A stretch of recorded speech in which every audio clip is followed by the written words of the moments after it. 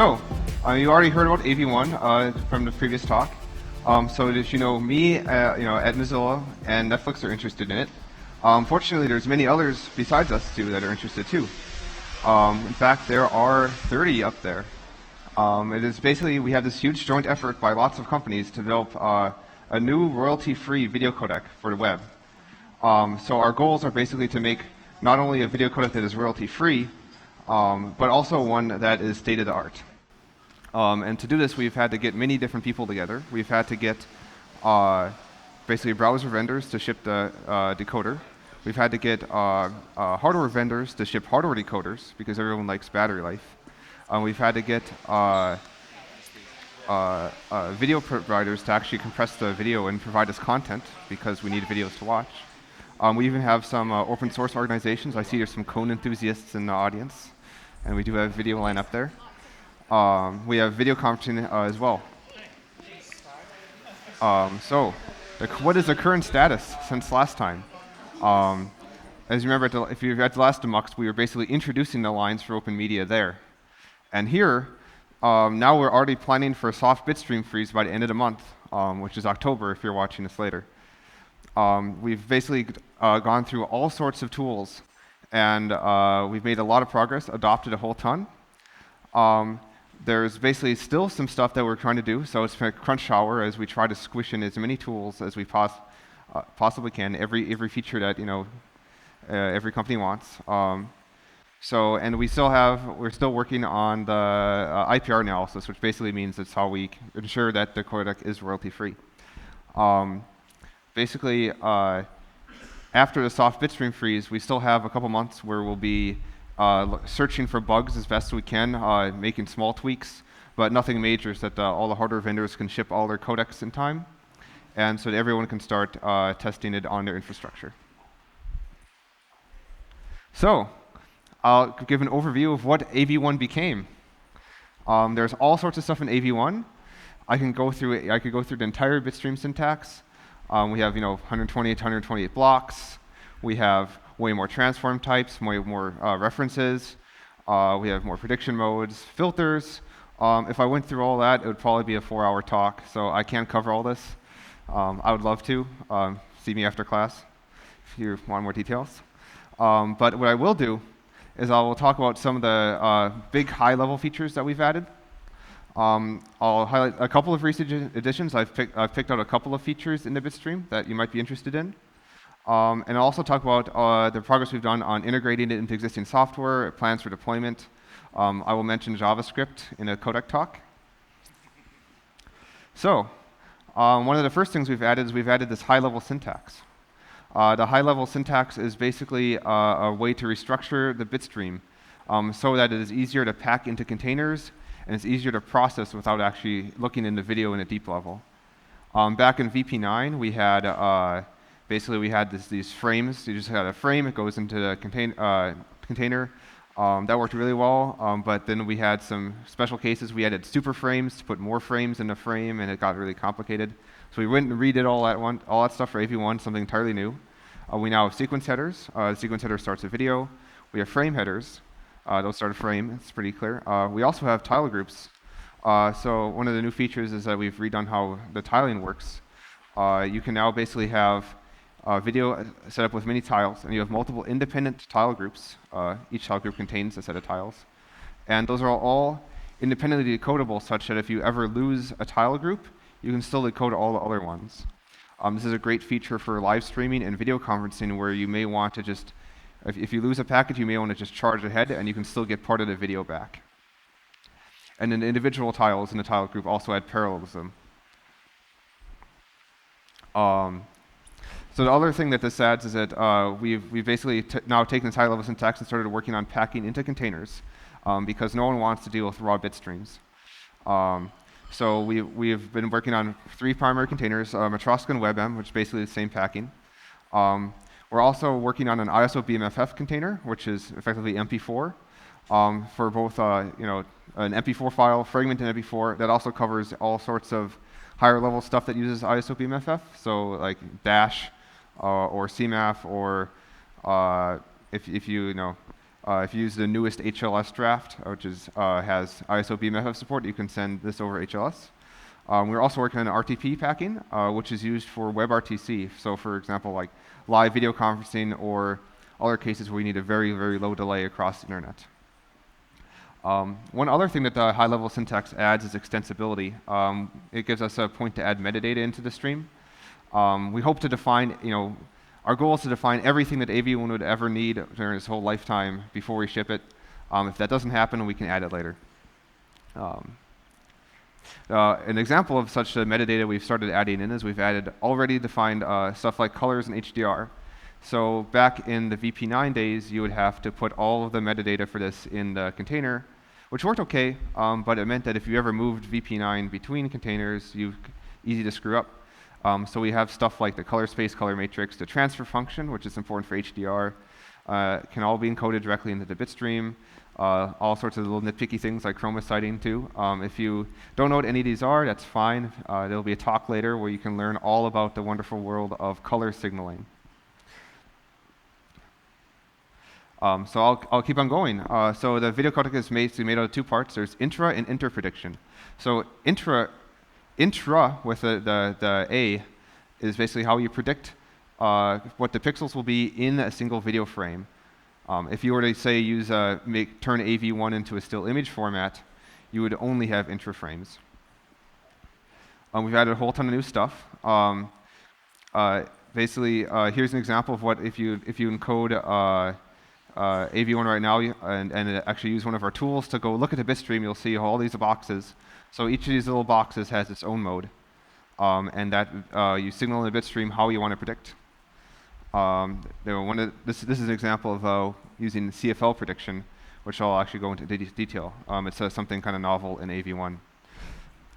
But you'll have, compared to VP9, there's lots more directional modes. You can do 56 different directions. So this basically drags, you can think of it almost as like a paintbrush. You just drag the pixels in that block along the upper left, and that gets your prediction. We've made them all nice and orthogonal. They're easy to calculate. You can also do all sorts of pixel blending operations to basically smooth out the prediction in case you have a noisy video. There's also Path Predictor, which is basically like Ping's pixel-wise predictor. So it's great for synthetic content and gaming and the like. And the same for ballot mode. That's basically lets you, instead of a predictor where you code a set of colors, and that's great for screencasting sort of content. That said, all of these modes are used in every video, so even in videos where you might not think they're useful, they sometimes get used. It's up to the encoder to decide when to use them. There's all sorts of other things we've added. We've fixed a lot of little nitpicky things, like basically how we calculate the edge pixels. Lots of little, basically free small gains that we've gotten without any extra complexity. Just having all these eyeballs on this new codec has been super helpful in that. And we have also from Chroma from Luma. So this is an interesting tool, so I'll actually go into this one in a little bit more detail. The whole idea here is that if you have raw video, it's not RGB, it's YUV. So you have a Y plane, which is the brightness, and you have the UV planes, which are color. And the idea is that the brightness and the color are separated and independent, and they can deal with them independently, and that's actually not true because no YUV separation is perfect, and there's actually some correlation left. So the idea with this tool is that we could actually take advantage of that correlation between the brightness and the color. So how this tool works is basically you have your Luma pixels, that's the Y channel, that's your brightness. And the first thing you have to do is you need to calculate the AC parts. When we say AC, we basically mean all of the fine details, but not the overall brightness. So if you have like sharp edges, it'll pick up that, but it won't pick up a solid color. And also, one step on this is most video uses 420, which means that the U and V planes are a quarter the size, half in each direction. It's an easy compression win because the human eye is less sensitive to color, so you might as well send it at a lower resolution. But it doesn't mean you have to downscale. If you're using 444 video, you don't have to do that. Next, we scale the chroma planes. So we actually, in the bitstream, we just signal a simple linear scaling value multiplied by these numbers, one for each plane, and that adjusts basically that tells us how does the Luma correlate to the Chroma. And finally, we go back and add in the DC. The DC is, again, the overall brightness, and it turns out that your neighbors, the pixels we previously coded are actually a better predictor than Luma. And so we combine all those fine details that we got out of Luma with the overall flat cover of the neighboring ones, and we finally get the Chroma from Luma prediction. So this is actually a great tool. It gives us a couple % of gains in all sorts of videos. One thing is because a lot of people traditionally in video tend to they'll measure PSNR and they'll measure basically like the quality of the Luma channel, and often either ignore the UV channels or do some weird averaging. So actually, this tool is a bit weird. We actually had to use a new metric called CIED 2000. The 2000 indicates it's not actually that new, but it is a metric that we can use to actually compare how it does in color. So it gets us a couple % improvements, but there's a lot of special cases where it does especially well. So here's an example. It actually not only is a better predictor, but often is a better predictor than if you were to just code. It's cheaper than just coding the pixels, so you often get better color out of an image at the same bit rate because the predictor is basically perfect, or better than the encoder would have to go do fix up afterwards. So it's especially good for gaming. We can save an average of 6% on gaming clips versus 2 to 3% on a normal clip. Twitch provided us with this big set of gaming videos, so all sorts of videos that you stream on Twitch, StarCraft, Minecraft, Truck Simulator. If you like watching people watch other people drive trucks in a game. But yeah, it works really great. 20% on Minecraft, so bitrate reduction for just a single tool. So, of course, AV1 is not a still image codec. It might be a still image codec, but it's primarily a video codec. That means we need to predict from previous frames in the same video. And that is called interprediction. So basically, we've added a bunch of stuff from, this is again based on VP9, but we've added a whole ton of things for predicting and coding motion vectors. In VP9, you could basically copy pixels from and predict from 1 of 3 out of 8 previous frames that you stored. We've vastly increased that limit in AV1 up to 7 of the previous frames. That basically allows us to do much more complicated structures where we'll reference many previous things. You can code future frames ahead of time and reference those, and there's all sorts of patterns you can do with this. Another feature we've added whenever you code a motion, we want to be able to predict that motion from other motion vectors that are nearby. And so we have a much more complicated mechanism now that we basically produce this list of the 4 best motion vectors, and you can basically pick from them. Another thing that you can do is this is kind of combined. There's many more different ways to, once you have that motion vector, to calculate the actual pixels. We've added more ways to split it, so you can have for each of those, if you remember the rectangular blocks on the previous, the square blocks on the previous slide, you can split them into rectangles. You can do like 1 1/4 and 3/4 rectangles. You do all these extra ways to try to, say you have an object including another object, you want to represent that edge, that there's 2 different motion vectors there, and you want to represent that edge directly. So basically, we want to be able to code that well. Not only have we done rectangles, we've also done this wedge codebook. You may remember this is actually a refined tool that was originally being developed for VP10, where we have this set of basically wedges, and those even more accurately would encode an image or an edge on a diagonal than rectangles would. And they're also nicely blurred, which avoids, no real life thing is aliased edge. So it blurs that. And also, you can even use this for inter and intra. For example, if you have some new object comes into the scene that you can't predict from a previous frame, you can split it such that you code the new part with the intra tools, and you code the existing part with the inter tools. This is also there's lots of little refinements we've done for hardware complexity. Obviously, this This sounds really complicated. This is really complicated in hardware, but you know, on small blocks, we limit what we can do. We always make sure we don't read. You know, we're only reading from 2 frames ever. We don't try to accidentally blend many frames together and overrun memory bandwidth. So it's gotten a lot of improvements, and it's now landed. Another feature we have is global motion. You may remember this from, you know, there was an old codec called MPEG-4 ASP with every feature under the sun in it. It definitely had global motion. It had VRML as well. But we've actually come up with global motion that works. So we have basically a 6-parameter model. Basically, you can think of that as translation, rotation, scaling, that sort of shifts. And when you encode a motion vector, instead of just normally encoding a motion vector, you can choose to use the global motion instead. And so generally in your encoder, you would search for something that the best match, but if you have some other moving objects that don't, you know, match your global motion model, then you fall back to coding a normal motion vector. And also, if you don't use global motion in your encoder, then if you do this, then and you try to signal global motion, it just is a 0, 0 motion vector. We also have warped motion. This is the same concept, but down onto a pixel block, where we can basically have this transformation. So instead of just having a motion vector, you might also have a simple transformation. In this case, it effectively gets turned into a couple of shears.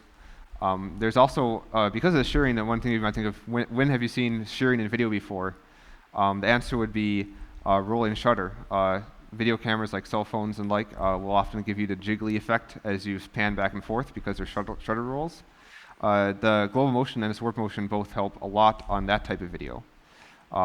They can basically predict that jelly effect and replicate it perfectly. We're not quite at the point where we can delete the jelly effect entirely. The last tool I want to go over is loop filtering. So loop filtering is basically some sort of post-processing we do on the images to remove annoying artifacts. The most well-known one is deblocking. Old video codecs used to have this terrible blocking artifacts, and the solution was to basically blur the edges of each block. And the loop filter means that it's in the loop, meaning that when you predict future frames using those frames, whenever the motion vector points in, you're actually looking at the already filtered pixels. So basically, AV1 adds a couple new ways to get rid of more artifacts other than just simply blocking. One is a constrained directional enhancement filter, CDEF for short. It combines 2 different filters that actually existed in previous video codecs. One is that the video codec worked in previously, Adala, had a directional deringing filter. And Thor, which is one of Cisco's research codecs, had this constrained low-pass filter. Both were basically designed to avoid the ringing artifact, which is if you have a sharp edge, you know, if say you take some line art, with really sharp edges and compress it with JPEG, you get, you know, the maximally JPEG artifacts. That's ringing. So the idea here is that we want to find edges and flatten that de-ringing away. So how this works is we actually just search for a direction on the edge. But one unique thing here is that instead of searching on the encoder, we search on the decoder. So the decoder actually looks at, after the decoder has reconstructed all the pixels and read everything else in bitstream, it actually looks and tries to figure out what direction the edges are. Once it does that, it basically applies this set of filters. The filters have tabs that look like this. Basically, it basically, you know, reads from and applies a weight to all sorts of pixels, and that filter rotates along with the edge. So the idea here is that we can basically blur along the edge, but not blur across the edge as much, so that we can blur away the ringing artifacts, blur away the ringing artifacts, but not have to worry about blurring away any sorts of actual detail, which is a traditional problem with these sort of tools. We've also and the other thing is that the CLPF filter has this extra heuristic that also avoids blurring by it has a threshold basically where it doesn't, you know, if it sees something above a certain amount, it doesn't actually filter those, or it doesn't use those as inputs. And we've actually combined both of these tools into a single tool. we originally wanted them, we added them separately, but it was much better to combine our efforts, so we got basically a tool with fewer line buffers and a simpler implementation.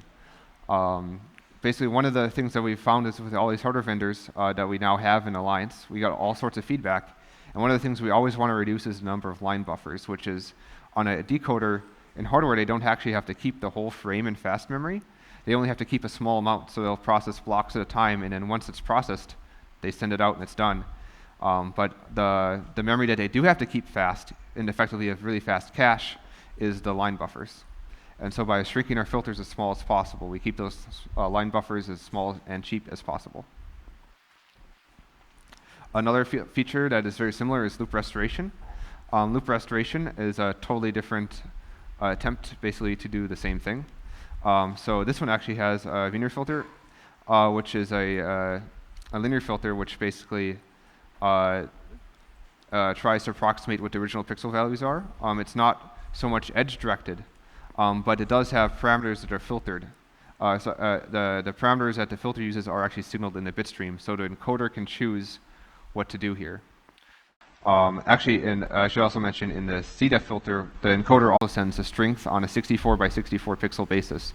So you never have to worry about overly blurring the image, because worst case, your encoder can always just turn it off. So you can, it's always an improvement. It's set up right now to run in a separate path after CDEF, so you can actually use both loop restoration and CDEF at the same time if you want. And again, we've also done the work on here to reduce the number of line buffers to keep this as cheap in hardware as possible. Both of them are actually relatively cheap in software, so we didn't have to worry about that too much. So I am not going to go all other tools, but we can talk about, now we have all these features in, basically the important question is, how well does AV1 perform? Our goals were not only a royalty-free codec, but also a state-of-the-art codec. So the codec needs to be better than every other codec that we're competing against. So that people can choose it. Maybe someone doesn't care about royalties, but they'll choose it anyway because it's the best codec. So here's what we have right now. This graph basically has 4 different coders with 5 different metrics. These are objective results, which mean that there's basically a program that tries to guess how good your video looks entirely mathematically. These have a lot of pitfalls, but it's one of the best things we have for now. So on the left, we have our 2 baselines, X265 version 1.9. It's a little bit old now. And then VP9 as of August 31st. You can see that they, again, using objective metrics, they're kind of, the metrics disagree. Some say that X265 is better, some say VP9 is better. But as you can see, AV1 is doing substantially better. You note that the graph y-axis starts at 50%, so it's not half the size, but we're better than 25% smaller right now. It's just a 75% the size. We're not quite at our goal yet, which is a little bit smaller. Kind of going to go for the 35% at least, but we're getting there. We're cramming as many things as we possibly can. And already we're actually in pretty good shape. If you compare this to, say, H.264 to H.265, there was 10 years of development. We announced the Alliance for Open Media last year at Demuxed, so I'm actually pretty happy with the progress. And complexity. How slow is it in software? Well, it's really slow. So AV1 gets most of its compression gains basically from adding all of these new things you can use, all these new choices. They take a lot of time to search. All these new transform sizes. In your encoder, the slowest and dumbest way to do it is basically try every possible combination, and that's what we do. So the lib AOM encoder, if you check it right now, is about 200 times slower than VP9. That's a huge number, and that's scary, but it shouldn't be that scary. The reason is because we've basically as we've been putting stuff in as fast as possible in lib AOM, we haven't written any assembly optimizations. And more importantly, there's many algorithmic improvements where we simply don't have to look at most of these combinations that we've not implemented. So that 200 number is going to get smaller real quick. Especially once the bit stream is done, that's basically going to be my job in the next year, is to make it way faster. Actually, and despite its slowness, there's actually quite a few users here will actually pay that cost on their encode side, because it turns out that CPUs are really expensive, but there's other, bandwidth is even more expensive. The other good news is that the decoder is also slower, but by a lot less. My last benchmark is that the decoder is going to be maybe half again as slow, so 50% slower. That's actually a really good place to be because that's in comparison to VP9, and VP9 is actually very fast to decode. I think it's actually the FFmpeg VP9 decoder that Ronald wrote is on par with the FFmpeg H264 decoder. And so we've actually got a lot of room there, and we've made something that's actually very fast to decode. So it will not be an issue for people who have to decode this in software. You won't have to buy new hardware to watch AV1. We've actually started demoing this. One demo we have, I won't show it here, but you can look it up on your own computers, is Firefox and Bitmovin partnered, and we did a live demo of AV1 in Firefox Nightly at IBC. So we have this is AV1, an old version of AV1, because AV1 is still changing; it's not done. So we had to pick a particular git hash. We actually, in our MIME type, the MIME type is the git hash of the decoder. But we package it all in WebM, package it in Dash, and put it in their JavaScript player. And if you use a copy of Firefox Nightly right now, it'll work. We've also already started integrating it into, there's already integration in VLC, so VLC plays it all, it plays AV1 even before it's done. The other thing I'd like to go into briefly is the tools of the utility kind. So when I said tools before, I was talking about tools that are in the video codec. But we've also produced a bunch of infrastructure over the last year or two around basically how do we instrument and how do we develop a codec. We had to develop a lot of new tools for this. I'll go through the first one is already compressed yet. This follows a traditional Mozilla naming scheme. If you go to alreadycompressedyet.com, basically you can submit, you can make a code change, submit it. This is like a continuous integration system for video. It'll basically go out on a whole ton of Amazon AWS machines that were provided actually for us by Amazon, because as you notice, Amazon is one of the tiles on that first slide. And it basically encodes also a huge set of test clips that we have. And then it produces basically all of those objective scores. So when I showed those scores on the results slide earlier, those are all produced using this tool. It also it stores everything, so you can go back and compare any previous run. And also it's all open source, and all the videos we use are freely downloadable. So if we don't have to take our word for any of the results, you can go exactly reproduce the numbers that we get to. Another tool we have is the AOM Analyzer, and this is where the JavaScript comes in. It's going to get weird. So when I showed that picture earlier that had all those blocks with different modes and different colors, it actually came from our Analyzer tool. The Analyzer lets us open an AV1 bitstream and take a look at what our encoder did. It does this with a web UI, but the web UI is a bit special in that it doesn't actually have any really server backend. And the other thing is that it works on any version of AV1, no matter what the actual bitstream format is. So if you go in and you add some new feature, the bitstream format breaks, but the Analyzer still works.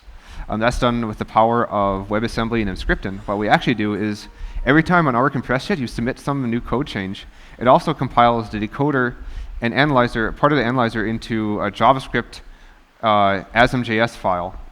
And that implements basically a stable API that is then called by our web-based analyzer tool.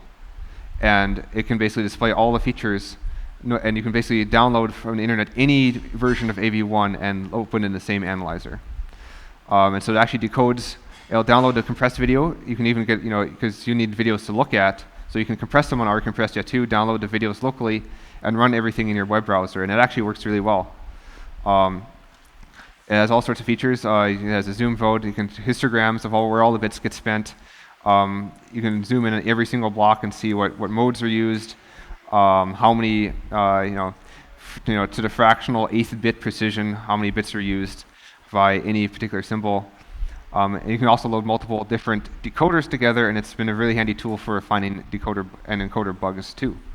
And again, it's all open source. It also has this nice feature called subjective testing. As I said, objective metrics are always iffy. It's what it'll tell you, our computer thinks these pixels are really close, therefore it looks good, which is not always true. So we have this tool that basically lets us make these subjective tests where we'll encode 2 different videos and we'll send them out. And there's a voting tool on the bottom, so people will vote on which of the 2 look better, and we can aggregate the results on the server and use that to make more informed decisions. All right, that is the end.